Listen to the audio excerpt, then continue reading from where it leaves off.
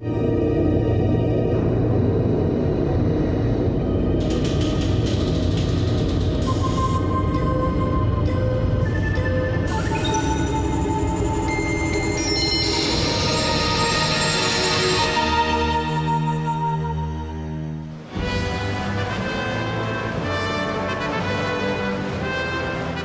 program reveals how, if you stay cool, free, tropical, healthy, maritime, watery, foolish, eastern, on the move, frog-loving, and experimental, you too can stay in touch. Okay, this is all very scenic, but please focus your attention on this headline. In Spanish, it says something like, Argentina solves all the world's power needs with a totally new kind of energy. What? Believe it or not, this newspaper story about what some minor ex-German scientist in Argentina was or was not up to triggers one of those ideas that changes the world. The triggering happens on a ski lift in Colorado in 1951. Okay, here's the story. An American scientist called Lyman Spitzer is apparently on one of these things for about half an hour. On the way up the mountain, he's thinking about that newspaper story about some guy in Argentina who's cracked the nuclear fusion problem. In 1951? Well, with hindsight, your view is going to be the same as his was back then. His first thought is garbage. The second thing he thinks is, because he's an astrophysicist and fusion is like what happens inside stars, we ought to do something about that.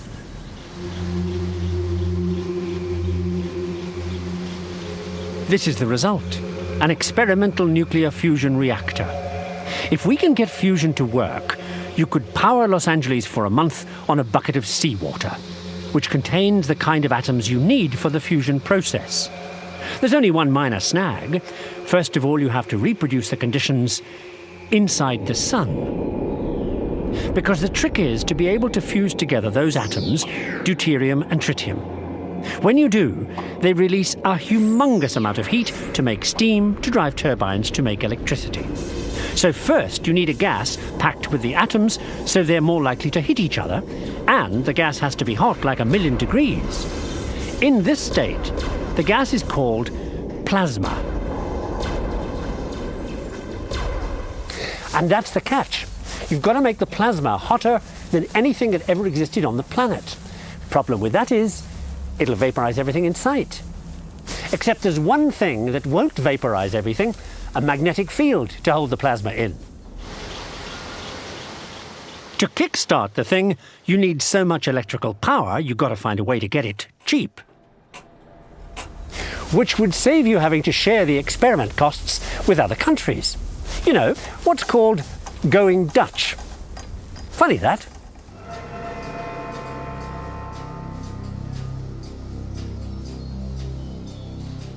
It's this Dutchman who originally discovers how you might get electricity for almost nothing. Nothing is what gets Kamerlingh Onnes his Nobel Prize, getting the temperature down to nearly nothing. Because Onnes thinks that when things are chilled close to absolute zero, they do strange things. Take a small magnet and place it gently on a special kind of metal plate you're going to make extremely cold. Okay, now for the chill down, with a liquid gas colder than minus 100 degrees. At this temperature, something extraordinary happens.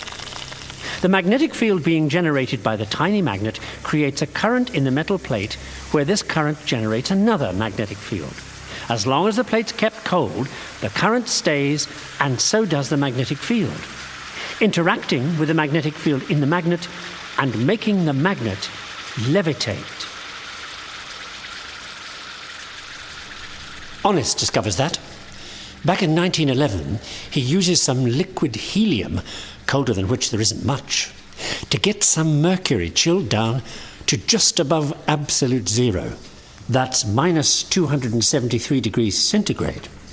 He zaps the mercury with electricity, and to his amazement sees its resistance to the electric current almost totally disappear. It has become a superconductor. Like the metal plate under the magnet. That's why its current and its magnetic field don't fade away. No resistance. Now, back in 1911, all this might have been no more than some physicist's little game. Not today. Any minute now, they're also going to be able to do this. They're going to be able to light places like this from a single power station hundreds of miles away without all those power stations in the middle to boost the current, because there'll be no resistance in the power cable. Get it? Saves tons of money and power station pollution. And as you've seen with the magnet, they're well on their way to be able to do that trick, thanks to something that happened back before Onnes. And I'm not just talking hot air. Well, in one sense I am.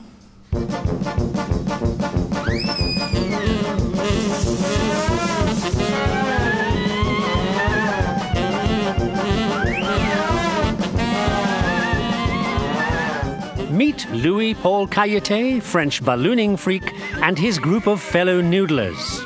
Cailletet's another physicist who is keen on getting high. So he invents the first ever liquid oxygen breathing system for people heading up where the air is thin.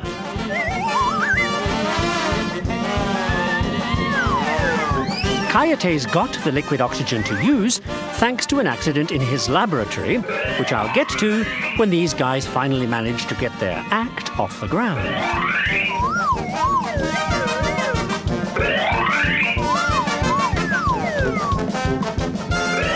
Okay, now for that laboratory accident. In 1877, Cailletet's squeezing oxygen in a cylinder when some tube or other cracks. The cylinder pressure and the oxygen temperature plummet.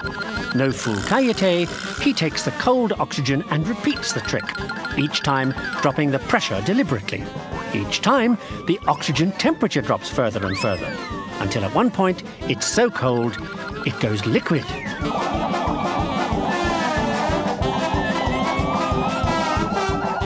Cailletet carries his liquid oxygen in a flask and sniffs the vapors. This, of course, leads him on to study breathing and pressure and all that good stuff. Takes the whole science of physiology to new heights.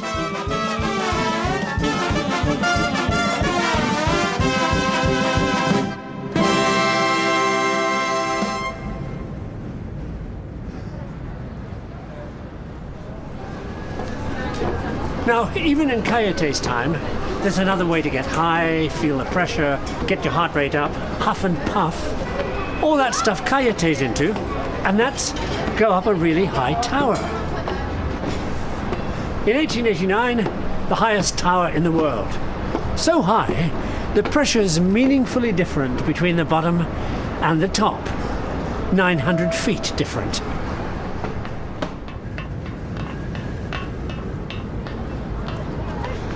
Phew. So, Cailletet climbs all 900 feet and runs a giant tube all the way from top to bottom and fills it with various liquids and gases to see what the height does to them. Hey, what did you think noodlers did back then?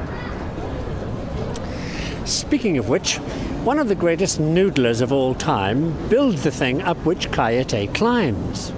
And a zillion other people. Maybe you too.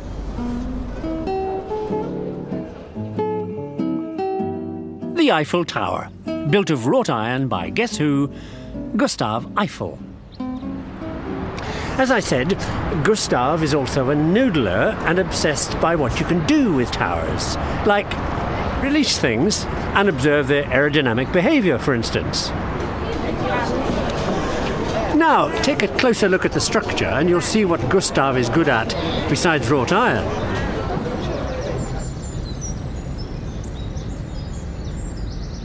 See all the delicate tracery? Know why? The wind just blows straight through it, which means the tower won't get blown down. So Gustave's tower can be what the French need so badly. The biggest anything in the world. This tower thing is Gustave's second attempt at boosting French morale, which at the time is going in the same direction I am now. Here's the problem. You know how the French political system is like musical chairs? You know, it's my turn to be Prime Minister? No different back then. So the new French Republic is far from secure. I mean, there are monarchists who want a king, and crazy radicals who want another revolution, and socialists and anarchists and every other kind of ists. So the idea is to come up with something that will strengthen the moderates and give the place a little political stability. So they decide to give America a present, made by Gustave, to remind all Frenchmen of their good, moderate, democratic friends, the Yanks. And of course remind the Yanks and the rest of the world that, nudge nudge, it was the French who bankrolled the American War of Independence. Phew, well, they certainly get A for effort. Doesn't work though. I mean, as far as the Americans are concerned, this French offer they're not supposed to be able to refuse is, well, how shall I put this? A bit of a liberty?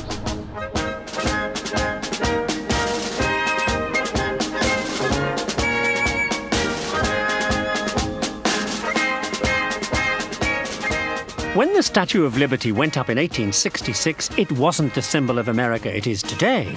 It was French, looking away from America, back towards what the French regarded as the home of liberty, France.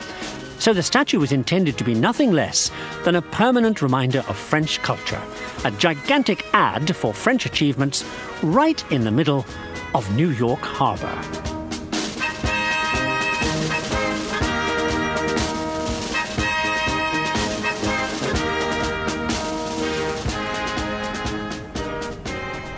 But now, take a look at how the Americans give French political intentions the old switcheroo. What does it is the famous poem written for the statue.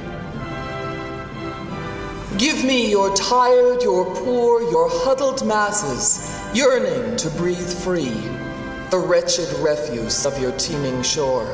Send these, the homeless, tempest-tossed, to me. I lift my lamp beside the golden door.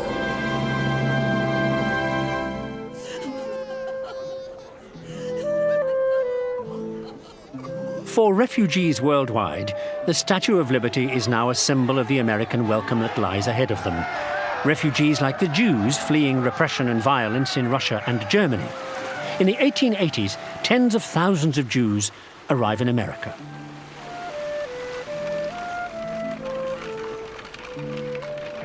But some Jews don't come to America. They head instead for what today is Israel, urged on by the young woman who writes that poem for the Statue of Liberty. She's Emma Lazarus, she's Jewish, and it's she who really kicks off Zionism, the call for Jews to set up a Jewish state. Because at the time, there isn't one. But before all that, where are we? Nuclear fusion needs a lot of electric power that could be a lot cheaper thanks to honest and superconductivity chill-down with liquid gas made by Cayete, whose liquid oxygen helps high-altitude research, some of it done up the tower built by Gustave Eiffel, who also builds Miss Liberty with her poem by Zionist Emma Lazarus, whose Zionism takes my story to tropical shores.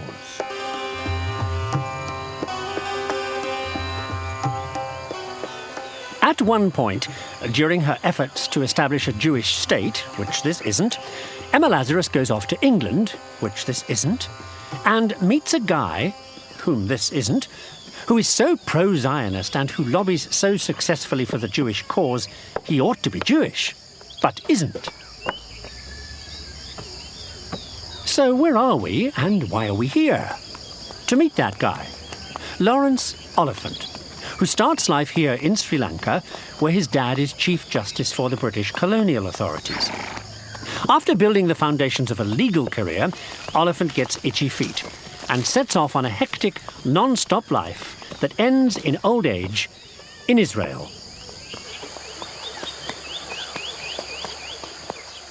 Between Sri Lanka and Israel, Lawrence Oliphant really packs in a busy career. Lawyer, correspondent for the Times, diplomat, administrator, troubleshooter, you name it. Oh, and of course, travel writer. Well, what would you do if the map of your life looked like this? Lawrence Oliphant is a travel agent's dream. I suppose I ought to mention that most of the travelling Oliphant gets up to, he's doing something somewhere for Queen and country.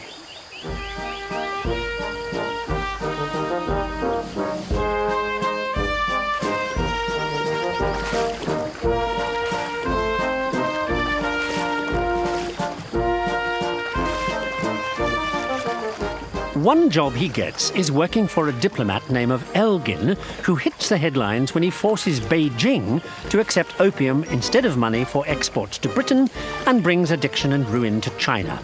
Still, ruins are nothing new to the Elgin family.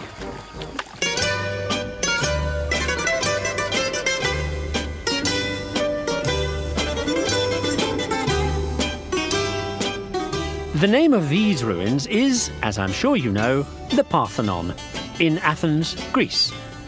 Bits of which are missing, as you can see.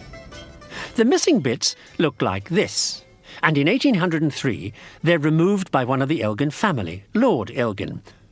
The pieces he snitches had originally been the Parthenon temple frieze, found in bits by Lord Elgin after the Parthenon was blown up during a war. Elgin discovers them being ground up for cement by local builders and decides he'd better save them, and then sells them to the British Museum, where they still are, with the help of Thomas Lawrence, a really big-name high society painter.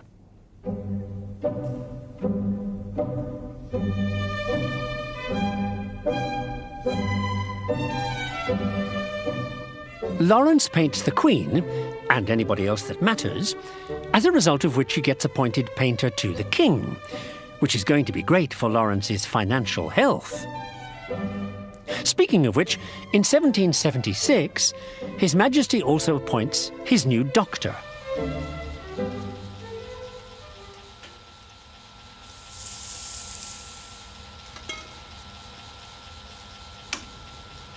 The new royal medical team faces an immediate challenge. The King, George III, is going nuts, and really drastic measures are tried to prevent this from happening. The measures fail. Not surprising, considering the background of the new royal physician, John Hunter, who is a bit of a slow learner. Well, it takes till he's 17 before he can read and write. Then he had to go at carpentry for 3 years. Well, that doesn't work. But with all that experience, where else would he go but surgery? Hunter is so good at it, he kind of kicks off modern surgical procedures. So he and his brother open an anatomy school in London, a knockout success, and John indulges his other obsessions: the study of codfish hearing, the digestion of hibernating lizards, and hedgehogs. Oh, and listening to his wife, trying out the librettos she writes for various composers. Hear that muzak playing?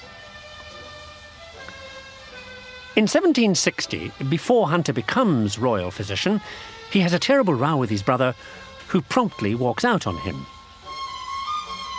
to be replaced by another anatomist called William Hewson, who in 1770 has the luck to marry a lady whose lodger is a kind of negotiator, and who comes in to help settle a row William Hewson's having about a contract. And the reason we care about this negotiator person is something I'll get to after I have this tooth fixed. Oh, the other reason I'm in the dentist's chair? Another obsession of John Hunter. He writes the first book on diseases of the teeth. Sorry, he writes the first book on the diseases of the teeth. Okay, doctor, go ahead.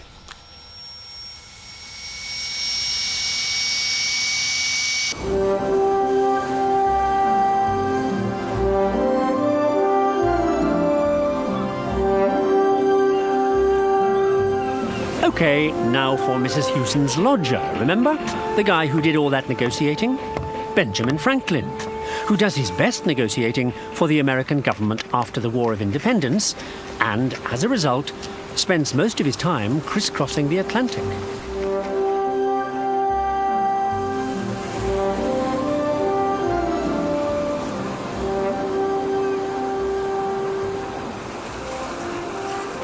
The other thing Franklin gets up to with all these transatlantic crossings is find out you can get across the Atlantic faster if you get your ship onto a mysterious current moving east across the ocean. And you know you're on this current because its water is warmer than the surrounding sea. So Franklin uses all his voyages to check up on the current by gradually taking the temperature of the water all the way across from America to Great Britain. Point of it all being, if he can map the current well enough for sailors to use it regularly, it'll save time and money. He does, and it does, to this day. We call the current Franklin charts the Gulf Stream. Franklin's work kind of kicks off modern oceanography, and strangely enough, all because of yet another example of how stealing things can change history.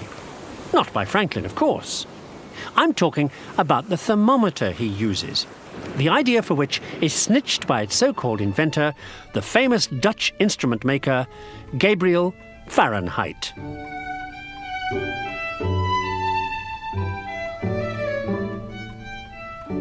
(1714) in Amsterdam, Fahrenheit produces his thermometer.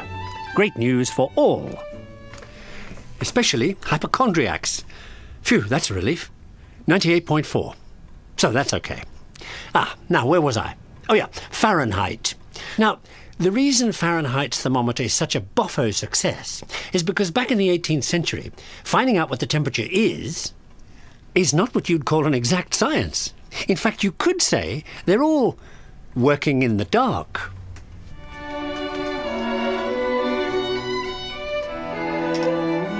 Fahrenheit clears up the confusion created by everybody doing it a different way, with different scales on their instruments, so temperature is a matter of anybody's guess. Now, to start with, the way Fahrenheit makes his thermometer is nothing new. You just melt the end of a glass rod with a hole down the middle, and then blow down the hole to make the molten blob on the end expand into what will become the thermometer bulb that contains the mercury.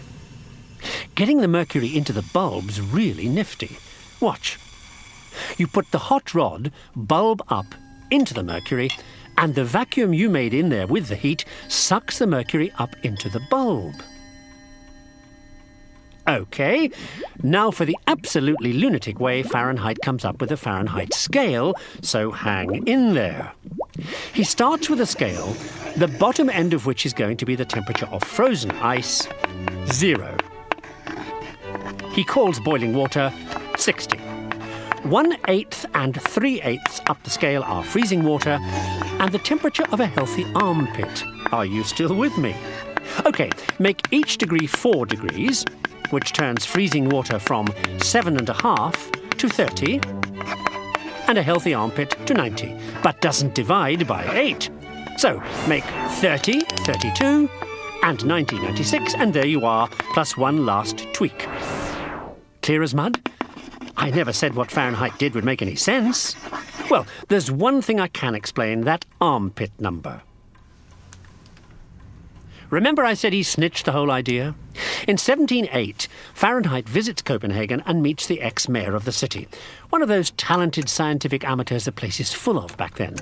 Guy by the name of Ole Romer. Never heard of him? Thank Fahrenheit for that. See, the whole thermometer thing is Romer's idea, so's the armpit number, and all the basic research.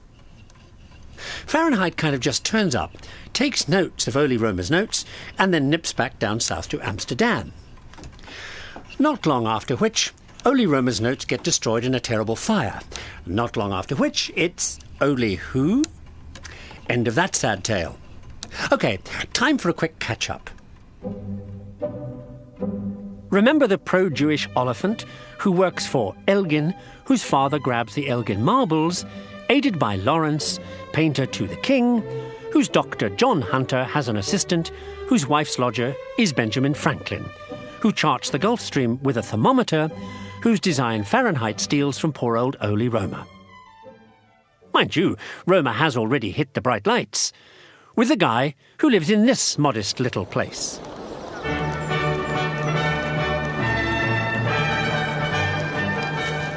In 1672, before Fahrenheit meets Römer, Römer gets picked up by a French astronomer and brought here to France, where he does amazing things like working out the speed of light and becomes the favourite foreign egghead of King Louis XIV.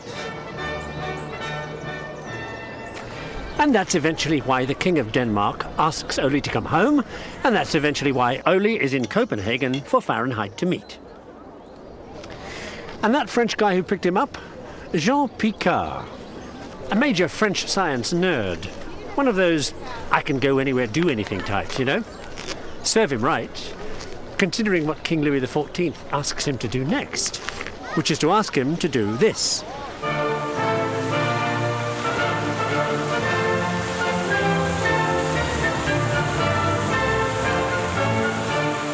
Fancy fountains is what the king wants to go with the new palace he's building at Versailles, so guess what he gets? Fancy fountains up the yin-yang.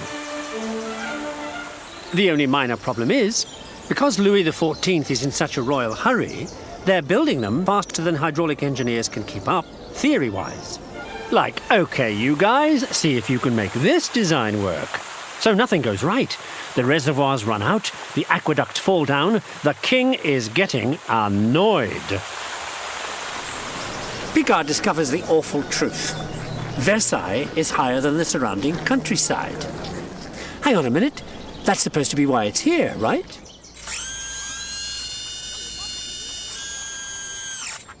Picard solves the problem with the 17th century equivalent of what these guys are up to. He rigs up a telescope to measure the slightest differences in land levels, so he knows exactly where to site the reservoirs.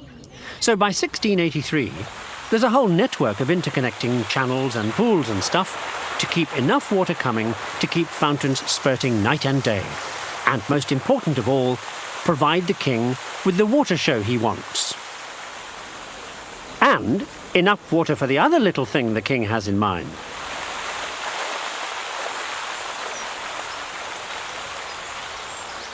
This little thing, a garden centre the like of which nobody has ever seen before.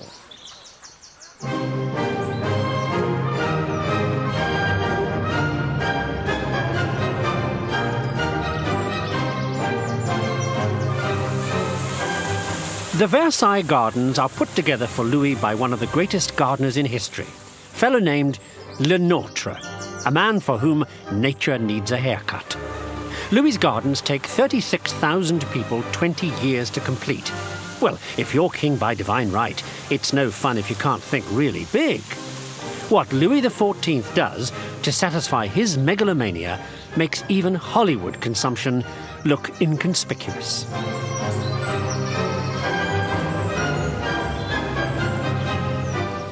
About the only thing Louis doesn't mess with are the French forests, only because the other thing he wants is a navy, which is why the next royal inspector of the French Marine has an obsession about wood.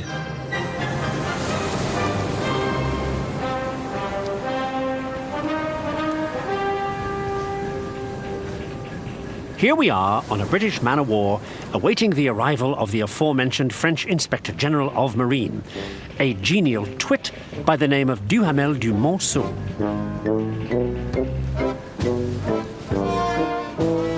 Duhamel is here because this is where you come back then if you want to learn all about making wooden warships.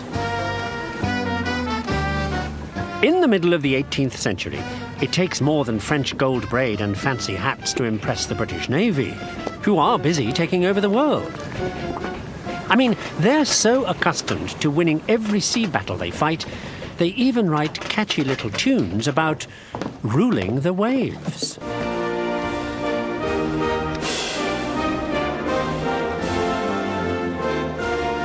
Now, the reason this scribbling fool is taking so many notes is, in terms of timber use, this place is the equivalent of a fair-sized bit of forest. Like oak for the interior fittings below decks, oak for the decks, oak for the ship's furniture, and oak for the hull. Then there's oak for the cannon supports, more oak for the pulley blocks you wind all the ropes on, and of course, the gangways are made of oak.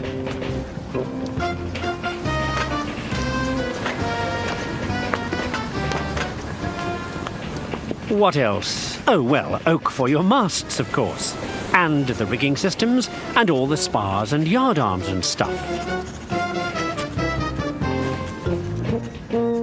Even Duhamel is starting to get the point. By the time Duhamel has done his sums and realizes that building one single ship like this will take no fewer than 1,000 oak trees, you just know what he's going to do next.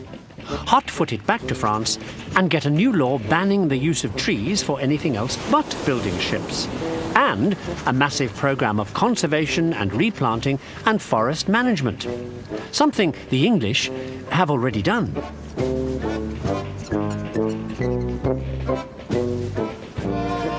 All this scribble gives Duhamel another idea as well. So when he gets back to France, he becomes a tree hugger and sets up the first real arboretum with experimental shrubs and trees on his family estate, where he also writes copious works on fertilizing and hoeing and manuring and general agricultural muck. One of his books gets translated into English in 1759 and becomes a big hit with British architectural types, a matter which takes us once more to tropical shores.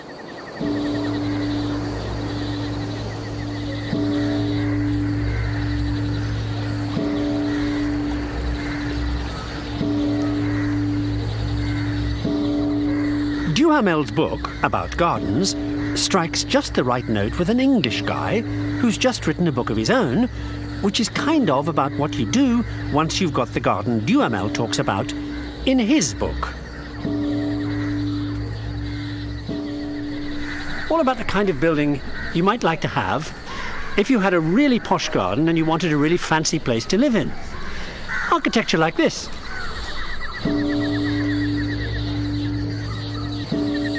The architectural author is William Chambers, who dreams up an exotic new style while he's working out here in the East.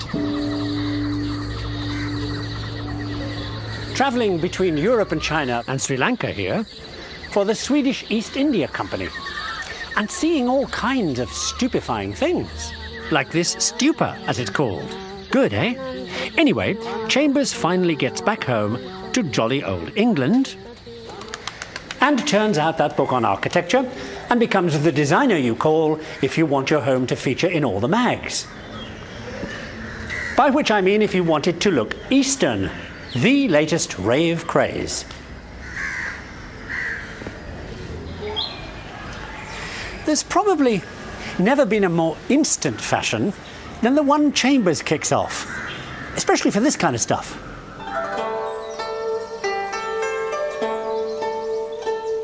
Chambers' greatest hit is pagodas. After the British royal family commissioned him to build this one in the Royal Botanical Gardens, well, pagoda mania spreads across Europe like wildfire. It's okay, I'm not going to visit any more of them. But the pagoda thing does make Chambers flavour of the royal month. By 1761, he's chief royal architect. And by 1774, he's getting really big jobs. I mean, take a look at this desirable residence. A giant palace called Somerset House in downtown London. Pompous, right? Ends up as the home of the Internal Revenue Service. I'd say they were made for each other. Anyway, there was one other job Chambers got, which must have been a lot of laughs. It was to design an overblown bit of architecture on wheels for his pal King George III. Here we go. State coronation coach. I guess the word that floats to mind is theatrical. And speaking of stagey,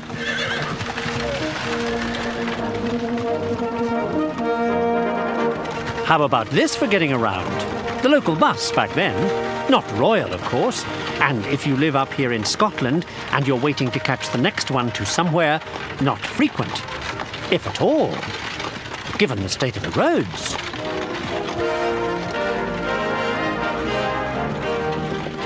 By 1802 or so, the state of Scottish roads becomes the concern of a stonemason employed by William Chambers back when he was building Somerset House. Remember?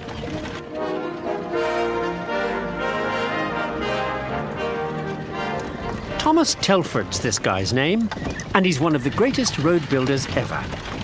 Now, Telford's a Scotsman, so he knows the place well. And he knows the problem. See, for the previous 50 years, the English have been evicting Scottish Highlanders from their land and setting fire to their houses and all that good stuff, and are now wondering what's happened to Scotland's population. Like most of them have hightailed it to the US and Canada. So the English ask Telford to think about measures to get the Scots to come back. Well, being a road builder, Telford's report doesn't go on about atrocities and civil rights and all that, does it? Look at it from his point of view. Telford builds roads. That's what he's good at. And that's how he sees everything. And what he sees in Scotland is that what few roads there are falling to pieces for lack of repair and maintenance.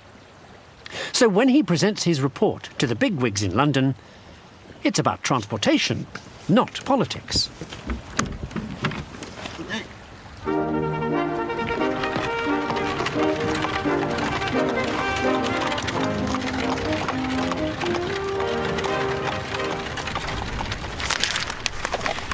Telford's report says, what this place needs is me to give it better communications and the Scots will come back.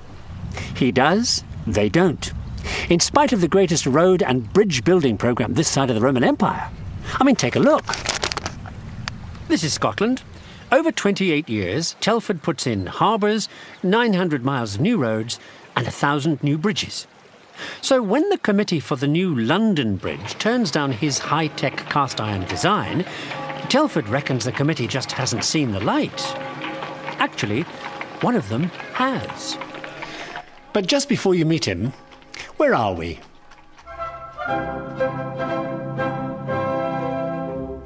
Jean Picard surveys the Versailles fountain network so the king can have all the water he needs to grow trees that Duhamel writes about in a book read by pagoda builder William Chambers, whose stonemason, Thomas Telford, comes up with the design for a cast-iron London Bridge, which is turned down by the London Bridge Committee, a bunch of politicians and science biggies, including the guy who is about to do something to this programme which I hope you'll find illuminating.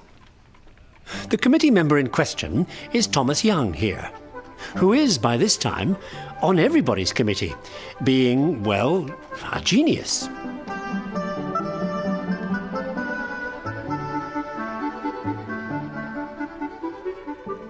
Here's just one of the reasons Young is so clever. He's investigating dew. I'll say that again. Dew. You know, water droplets. By looking through the droplets at a light. And he sees lots of little different-sized rainbow rings around different-sized droplets. Yet another bit of pointless noodling? Quick as a flash, Young squeezes some blood between plates of glass, lights his candle, sees more little rainbow rings, and works out the size of blood corpuscles. But where this guy really shines is when he decides to shed a little light on light in 1803. OK, watch this bit of magic. Here we have a candle, a lens, a card with a pinhole in it and one with two slits. OK, shine the light from the candle through the lens so you get a nice focused beam. Then carefully place your cards so that the light goes first through the pinhole, then the slits, and voila! Young realises the light going through the slits and mingling must be coming in light waves, because this interference pattern could only be made by waves. Question is, what do light waves travel in? They decide to call the mystery stuff ether, and the hunt for it shakes up the brains of most of the 19th century's complement of serious propeller heads. Now, the biggest propeller in Germany at the time is a Harumph type, name of Helmholtz, prof at the University of Berlin, and he puts one of his whiz kids, Hertz, onto the case. Here is a very oversimple view, of what Hertz does. Say this water is that mystery ether stuff, right? Hertz is into electricity at the time and wonders if it travels through ether in waves like light. And he finds out it does.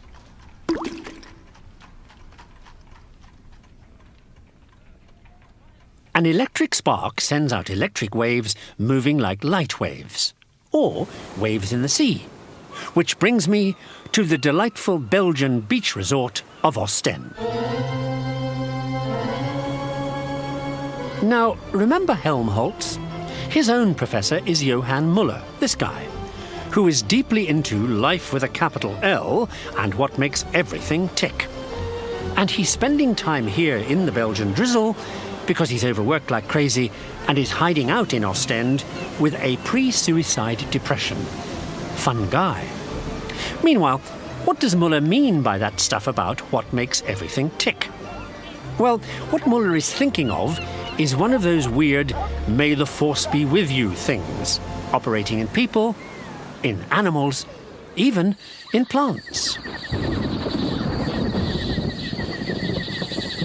To start with, take a look at the bit of a plant that fascinates Muller, the buds. And remember, this is before Darwin and evolution and all that. OK, says Muller, how do the new plants come into existence? Like, are they in here already? And when they do, how do they get to end up the way they are?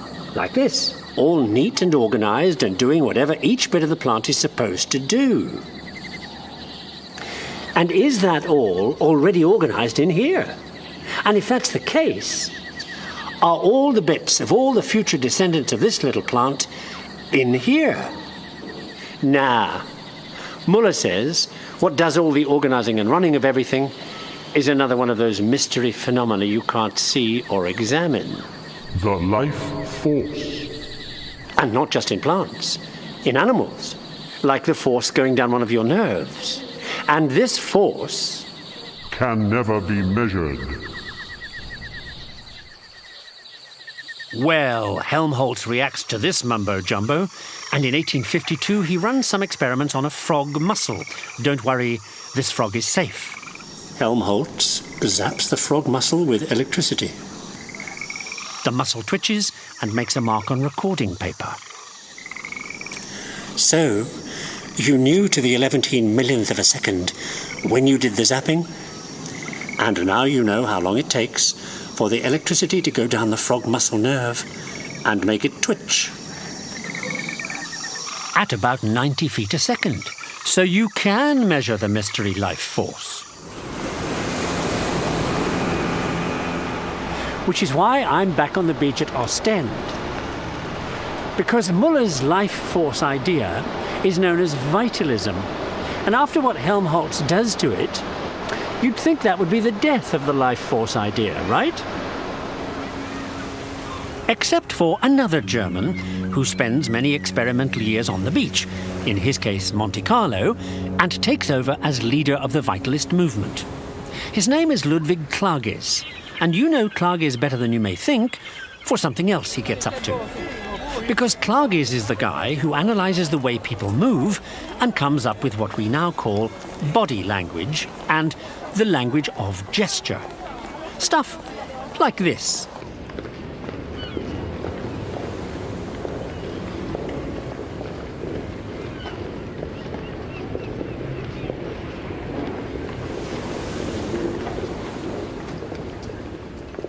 Klages says body language gives your secret feelings away. I mean, take this couple. See how she's crossed her legs away from him and folded her arms defensively? She doesn't like him. But look at him, leaning towards her, nodding when she nods, legs crossed towards her. This, says Klages, is a couple of people trying not to display their inner feelings, but sending out messages in spite of themselves. Klages reckons every move you make gives you away like that, shows the real you, behind what he calls the mask of courtesy. Klages uses his research to develop a new science he calls characterology, and sells it as a hotshot analytical tool when you're interviewing people for job selection. Now, remember what the date is, By this time just after the First World War, and Klages is a German. And he's into irrational life force stuff and behavioral studies and all that, what's behind the mask stuff. And it's just before you know what happens in Germany. So, you just know what kind of job selection his characterology is going to get used for.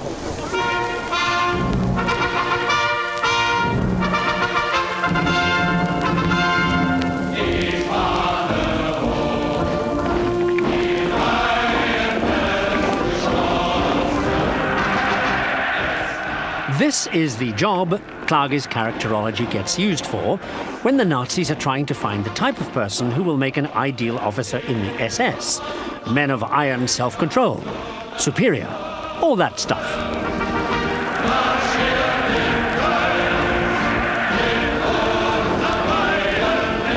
Something else Klage's dreams up gets grabbed by the Nazi selectors too.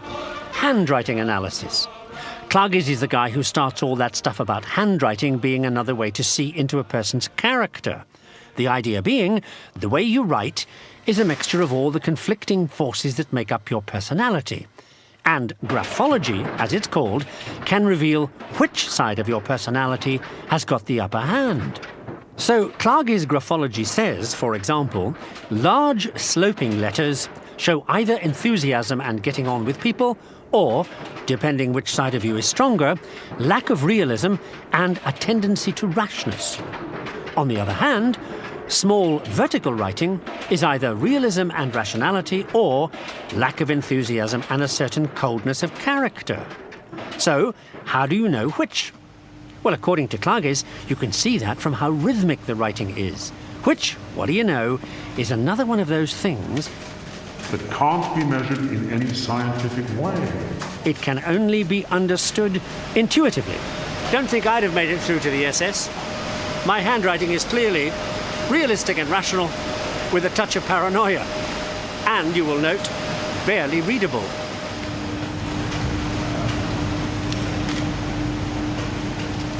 Now, one of the reasons why Klage's graphology claims to be able to reveal character from writing is because everybody's is unique. A painful fact of life for anybody trying to deal with the US mail in the 1960s, when they start trying to get some automation into the process by inventing the zip code, because the increase in business mail gets kind of overwhelming and goes on that way. So by the 1980s, there are nifty new optical character recognition machines which are able to read the zip and then spray a barcode onto the piece of mail so computers read the barcode and sort the mail. But you still have to write the zip code in capital letters because of what Klage's calls the extreme individualism of handwriting.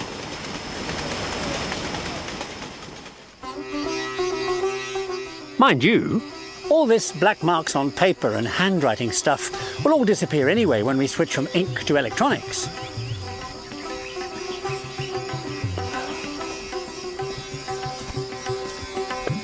I mean, the same electronics that made possible optical character recognition, so machines can read the zip code on this envelope and tell me where to bring this letter exactly. For instance,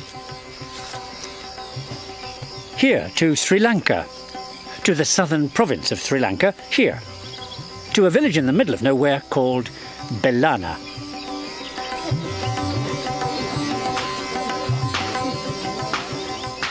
Population 35, total cash income 0. Running water, electricity, phones, televisions, freezers, cars, toilets, and almost anything else you care to name, none. What they do have is a desperate desire for education. But maybe the same technology that got my letter here will soon help bring education here from anywhere in the world, as it enables all of us to communicate instantly all over the planet, from New York to here or anywhere, without thought to geography. With the equivalent of a laptop, a cell phone and a satellite on the great global net. And if you've been watching this series, you'll know what I mean. Because throughout the series, we've been travelling on a kind of global net through time and space, on the great web of knowledge where everything is connected to everything else, and everybody else. That's why we're here at the end of our last journey. That went from cheaper fusion power, thanks to superconductivity discovered by Onnis,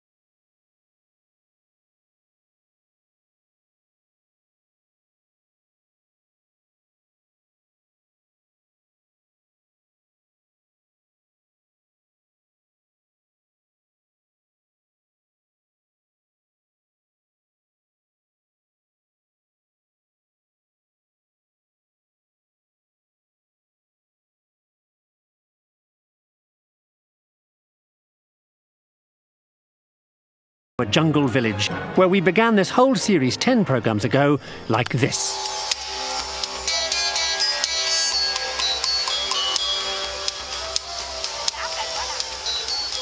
Oh, hi.